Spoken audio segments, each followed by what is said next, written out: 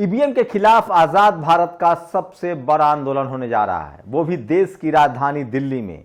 लेकिन क्या मजाल है कि कोई टीवी अखबार ये खबर आपको दिखा दे। और सोचिए किस तरह से लगातार टीवी अखबार में ईवीएम की खबरें गायब हैं, लेकिन सोशल मीडिया जब देखेंगे तो उसकी अंबार लगा है। हर कोई ईवीएम के खिलाफ खबर को ट्वीट कर रहा है। एक बहुजन समाज के, जाट समाज के वकील हैं सुप्रीम कोर्ट में, उन्होंने कहा कि अगर बहुजन समाज सड़कों पर नहीं उतरा है, जाट, गुर्जर, पटेल, मराठा, किसान कम्युनिटी सड़कों पर नहीं उतरे, तो हो सकता है कि ईवीएम पर भी सुप्रीम कोर्ट का फैसला अयोध्या मंदिर के फैसले जैसा न हो। तो सवाल है कि क्या ईवीएम को लेकर 31 जनवरी को सबसे बड़ा आंदोलन होने जा रहा है। नमस्कार, मैं शंभू कुमार सिंह और आप देख रहे हैं नेशनल दस्तक। सोचिए, सोशल मीडिया पर सबसे ज्यादा जो खबर शेयर किया जा रहा है उस खबर का नाम है ईवीएम।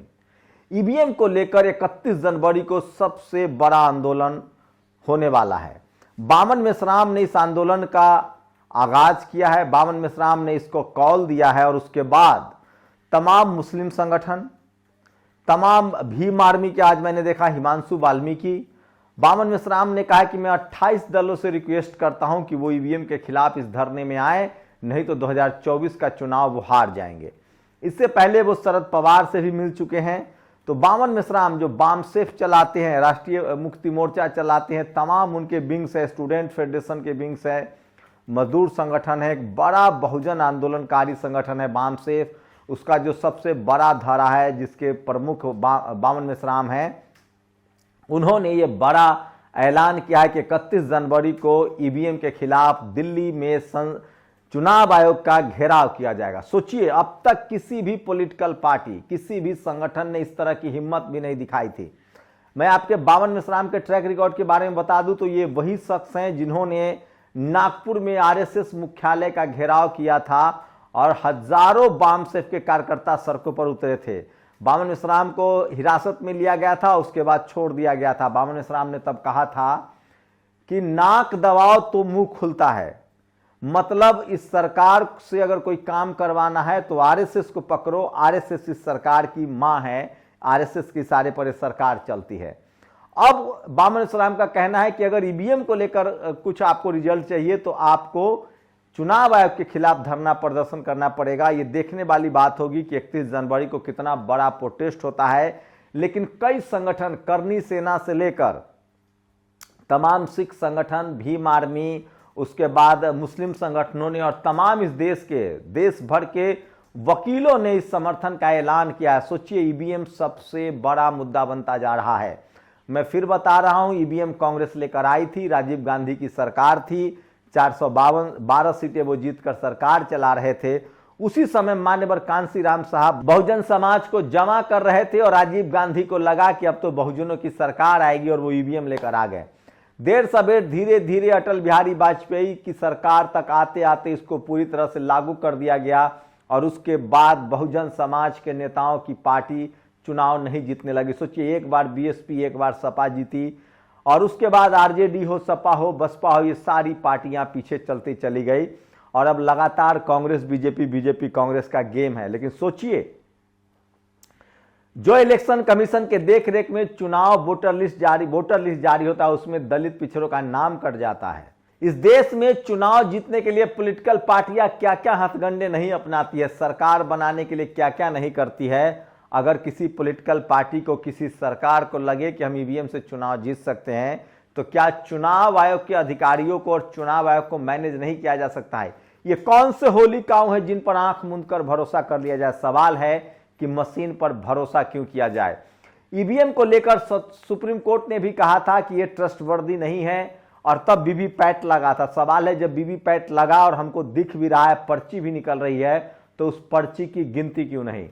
ईवीएम को लेकर चुनाव आयोग का कहना है कि गिनती में वक्त ज्यादा लग जाएगा। जब 1 महीने तक चुनाव होकर बैलेट पेपर को रखा जा सकता है, ईवीएम को रखा जा सकता है, तो 4 दिन गिनती क्यों नहीं? सवाल है कि जब देश की जनता को भरोसा नहीं है तो बैलेट पेपर से चुनाव क्यों नहीं? इस देश में ईवीएम के साथ सिर्फ टीवी, अखबार और सत्ताधारी दल है। मैं फिर कह रहा हूं कि ईवीएम किसी भी तरीके से पारदर्शी नहीं है। इस देश का दुनिया के कोई भी टेक्नोलॉजी वाला देश ईवीएम का इस्तेमाल नहीं करता, यहां तक कि बांग्लादेश भी चुनाव नहीं कराता है। ईवीएम से इक्का दुक्का देश चुनाव कराते हैं जहां कोई ज्यादा पॉलिटिकल वर्सटाइल नहीं है। सोचिए, भारत में मुखिया का चुनाव, वार्ड काउंसलर का चुनाव जीतने के लिए आदमी क्या नहीं करता है। उस देश में ईवीएम को सेट करना मशीन है, टेक्नोलॉजी है, कैलकुलेटर है। कैलकुलेटर में आप चिप सेट कर देंगे 2 + 2 12 तो 12 बताएगा। कैलकुलेटर में सेट कर देंगे 2 + 2 1000 तो 1000 बताएगा। वो तो मशीन है, जो उसकी प्रोग्रामिंग करेंगे वो होगा। ईवीएम में अगर सेट प्रोग्रामिंग कर दिया जाए, चिप को प्रोग्राम कर दिया जाए, तो क्यों नहीं वो किसी को वोट दीजिए, वो जिस पार्टी का प्रोग्राम होगा उस पार्टी को जिताएगा। क्योंकि गिनती बैलेट वीवीपैट की नहीं होती है जिसमें जनता को दिखता है कि हमने किसको वोट दिया। गिनती ईवीएम के में वोटों की होती है। इसलिए मैं कह रहा हूं, लोकतंत्र बचाने की इस मुहिम में देश भर के बहुजन समाज के लोग शामिल हैं। बामन मिश्राम ने सभी दलों से गुजारिश की है कि आप आइए, इस आंदोलन में शामिल होइए। 31 जनवरी को बामन मिश्राम को इस बात के लिए दाद देनी पड़ेगी कि चुनाव आयोग के ऐसे वक्त में घेराव का ऐलान ही अपने आप में मायने रखता है। तो बामसेफ ने बड़ा ऐलान किया। सवाल है कि जिस वीवीपैट, जिस बैलेट पेपर से चुनाव कराने की मांग की जा रही है और जिस ईवीएम को लेकर सुप्रीम कोर्ट कह चुका है जर्मनी, अमेरिका, इंग्लैंड, जापान जैसे देशों में नहीं होता है, भारत में आखिर चुनाव आयोग क्यों चाहता है कि ईवीएम से ही चुनाव हो? यह सबसे बड़ा खेल है। ईवीएम का चुनाव से कोई भी पार्टी जो सत्ता में रहेगी वो गड़बड़ी करने की कोशिश करेगी। यहां तो एक एक ट्रांसफर पोस्टिंग सत्ता के सह पर होता है। सीएम पीएम जो चाहते हैं इस देश में करवा सकते हैं। बड़ी ताकतवर पोजीशन है ये। तो सवाल है कि कोई आदमी पीएम बने रहने के लिए, सीएम बने रहने के लिए आखिर क्यों नहीं उसके पास मौका मिलेगा तो गड़बड़ी करेगा। चुनाव आयोग के अधिकारियों को ईमानदार क्यों मान लिया जाए? क्यों ना माना जाए कि उनको बड़ा लालच सरकार दे और वो सरकार के आगे झुक जाए? सवाल है कि भारत की प्रणाली चेक एंड बैलेंस है। अगर बैलेट पेपर से चुनाव होगा तो कोई आदमी चाह के भी बेईमानी नहीं कर सकता है। अब टीवी अखबार वाले कहते हैं कि ये बैलगाड़ी युग है। अरे बैलगाड़ी युग है, अमेरिका बैलगाड़ी युग है, जापान बैलगाड़ी युग है, इंग्लैंड बैलगाड़ी युग है। ये दरअसल इस देश में बहुजन समाज के जब मान्यवर ने नारा दिया वोट से लेंगे सीएम पीएम, आरक्षण से लेंगे एसपीडीएम, उसके बाद चुनाव के नाम पर ईवीएम आया। ये वही लोग हैं जो पहले इस देश में कहते थे मीडिया वाले कि इस देश में राजनीति का अपराधीकरण हो रहा है। जब बहुजन समाज के लोग आने लगे, ये वही लोग हैं, ये वही कम्युनिटी है, ये वही मनुवादी लोग हैं जिन्होंने बूथ लूटने का काम किया इस देश में। जब सब वोट गिराने लगे, वोट डालने लगे, तब इन लोगों ने ईवीएम लाया। मैं फिर कह रहा हूं, ईवीएम के खिलाफ सबसे बड़ा आंदोलन है सबसे। और सोचिए, चुनाव आयोग ईवीएम को क्यों डिफेंड कर रहा है? सवाल सबसे बड़ा यहां खड़ा होता है। चुनाव आयोग जैसे ईवीएम पर वीडियो डालेंगे, नीचे डिस्क्रिप्शन में लिखता है कि ईवीएम बहुत ट्रांसपेरेंट है। किसने कहा ट्रांसपेरेंट है? कैसे मशीन, कोई भी तकनीक कैसे ट्रांसपेरेंट हो सकता है? मेरा कंप्यूटर है, मेरा चिप है, मैं जो चाहूं उसमें फिट प्रोग्रामिंग कर दूं। सवाल यह है कि कोई मशीन पर हम क्यों भरोसा करें? जो किसी एटीएम में आप प्रोग्रामिंग कर दीजिए कि कोई 5000 डालेगा तो 10,000 फेंकना है, वो एटीएम फेंकने लगेगा। इस देश में रोबोट को प्रोग्रामिंग करके रोबोट को आदमी बना दिया गया है। आप कह रहे हैं ईवीएम में छेड़छाड़ नहीं हो सकता है? धरती पर बैठ के सैटेलाइट को कंट्रोल किया जाता है, मशीन को कंट्रोल किया जाता है। मशीन आदमी, मैन हैंडल मशीन है। इंसान जो भी प्रोग्रामिंग करेगा, मशीन वही काम करेगा। ये सबसे बड़ा सवाल है। और इसी ईवीएम को लेकर सबसे बड़ा आंदोलन 31 जनवरी को हो रहा है। देश की राजधानी दिल्ली में एक ऐतिहासिक आंदोलन है, आजाद भारत का सबसे बड़ा आंदोलन है। देखते हैं उस दिन क्या होता है। लेकिन बामन मिश्राम, बामसेफ की अपनी ताकत है और तमाम मुस्लिम संगठनों ने, तमाम करनी सेना के कुलधारा ने, भीम आर्मी ने, तमाम संगठनों ने सीधे सीधे इस आंदोलन का समर्थन किया है। बामन मिश्राम की तरफ पूरा देश देख रहा है और जिस तरह की उन्होंने हिम्मत दिखाई है वो शानदार है। और कहा जा रहा है कि उनके देश भर से समर्थक जो हैं दिल्ली पहुंच रहे हैं और इसका विरोध करेंगे। ये सबसे ऐतिहासिक आंदोलन होने जा रहा है, बड़ा आंदोलन होने जा रहा है। लेकिन टीवी अखबार आपको नहीं दिखाएगा। सोचिए, देश की राजधानी दिल्ली में 29 और 30 जनवरी को भी कॉन्स्टिट्यूशन क्लब में बड़ी बैठक हो रही है, ये भी नहीं दिखाएगा। तो इस देश की मनुवादी, जातिवादी मीडिया आपको ये सब खबरें नहीं दिखाएगी। इसलिए इन खबरों को आप शेयर कीजिए, जितना ज़्यादा शेयर कर सकते हैं, घर घर तक शेयर कीजिए।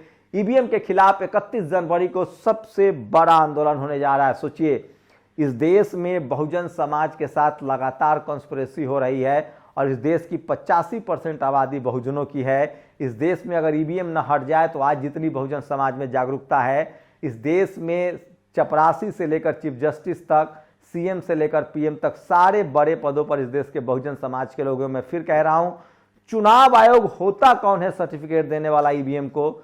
सवाल यह है कि कोई भी मशीन, कोई भी आदमी मशीन कंट्रोल करता है। चुनाव आयोग कह रहा है कि हम ऐसा क्यों करेंगे, हम बेईमानी क्यों नहीं करेंगे, आप ये बताइए। एक प्रधानमंत्री के दबाव में तो सुप्रीम कोर्ट आ जाता है।